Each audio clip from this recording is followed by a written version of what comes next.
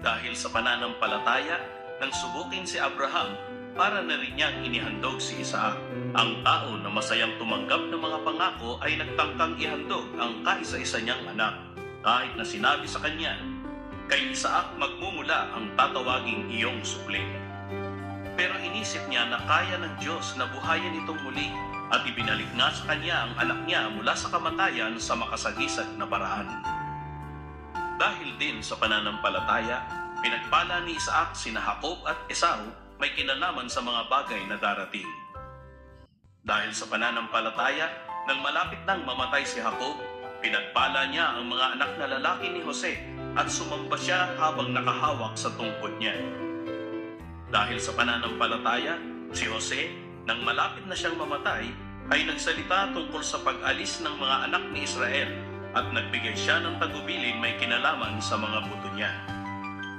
Dahil sa pananampalataya, itinago si Moises ng mga magulang niya sa loob ng 3 buwan pagkapanganak sa kanya.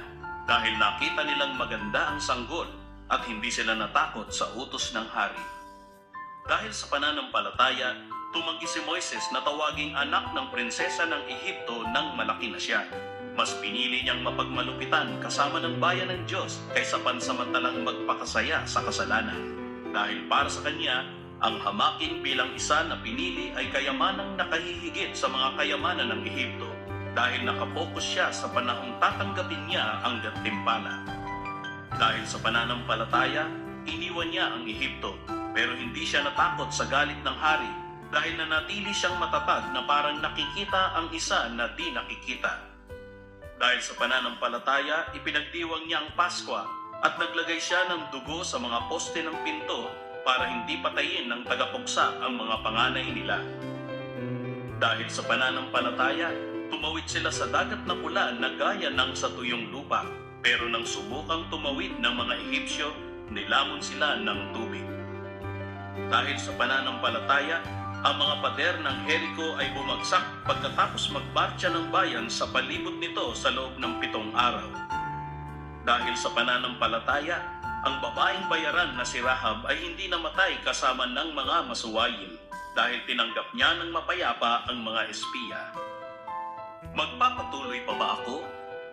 Kukulangin ako ng oras kung ilalahad ko pa ang tungkol kina Gideon, Barak, Samson, Jefte, David, pati ang kay Samuel at sa iba pang propeta. Sa pamamagitan ng pananampalataya, tinalo nila ang mga kaharian.